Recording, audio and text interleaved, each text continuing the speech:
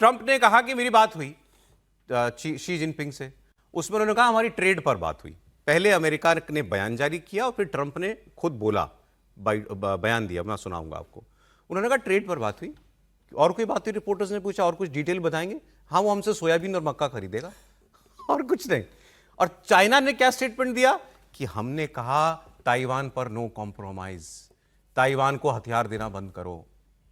लेकिन अमेरिका का राष्ट्रपति ताइवान का नाम नहीं ले पा रहा। अब ये चाइना भी जाएंगे, लेकिन ये ताइवान नहीं जा सकते, बल्कि दुनिया का कोई ऐसा देश जो चीन से रिश्ते रखता है डिप्लोमेटिक, वो ताइवान नहीं जा सकता। ताइवान का प्रधानमंत्री उनके यहां नहीं आ सकता। और ये आपको मैं इसका झगड़े का जरा सा 30 सेकंड में मूल बता दूं। ताइवान आप क्यों है इतना बड़ा झंझट चाइना के लिए? चाइना सर अंग्रेजी थे ना चाइना में, यूरोप ने ही तो बांटा हुआ था ना चाइना को। जब ये छोड़ करके गए तो वहां सिविल वॉर शुरू हुई। सिविल वॉर में एक तरफ कम्युनिस्ट थे और दूसरी तरफ वो लोग थे जो वहां पर लोकतंत्र चाहते थे, डेमोक्रेसी चाहते थे। और उसमें कम्युनिस्ट जीत गए, माओ थे उस वक्त, माओ जेडोंग, वो जीत गए, तो उन्होंने चीन में कम्युनिस्ट सरकार बना ली। और जो धड़ा वहां पर चाहता था डेमोक्रेटिक सरकार बनाना, वो भाग के बगल वाले द्वीप ताइवान में चला गया और उसने ताइवान में निर्वासित सरकार बना ली। ताइवान वाले भी खुद को चीनी कहते हैं, वो कहते हैं असली चीनी हम हैं, ये है असली चाइना।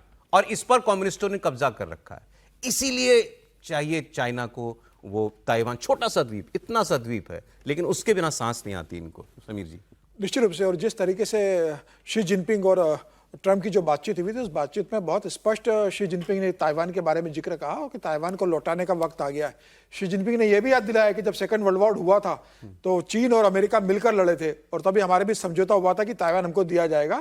तो अब ताइवान हमको देने का वक्त आ गया। और मुझे लग रहा है जिस तरीके से शी जिनपिंग ने ताइवान का जिक्र ट्रंप से खुलकर किया है, अभी अप्रैल में शी जिनपिंग चाइना जाने वाले हैं, हो सकता है उस संदर्भ उस समय कोई बात हो, लेकिन ये बता रहा है कि चीन अब अपनी जो विस्तारवादी उसकी जो नीति है, अब वो ताइवान को लेकर बहुत गंभीर चीन हो गया है। और मुझे लगता है कि आने वाले दिनों में वह ताइवान से लड़ सकता है। और ताइवान इस समय एक आर्थिक रूप से जो चिप बनाता है, चिप ताइवान का जो सेमीकंडक्टर की दुनिया में बहुत बड़ा नाम है, दुनिया में इतना बड़ा नाम है कि आज पूरी दुनिया को सप्लाई कर रहा है।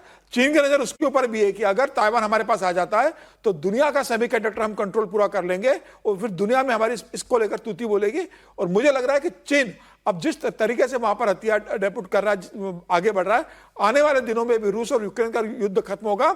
आने वाले दिनों में हम एक भीषण युद्ध देखेंगे जब चीन ताइवान पर हमला करेगा या ताइवान को लेगा। अब देखते हैं अप्रैल के पहले क्या कोई डेवलपमेंट होता है, या अप्रैल जाने के बाद होता है, अमेरिका कैसे उसमें इंटरवेंट करता है। हालांकि ये जैसे यूक्रेन में यूरोप पूरा मदद के लिए आ गया, जब रूस ने हमला किया, अमेरिका आ गया।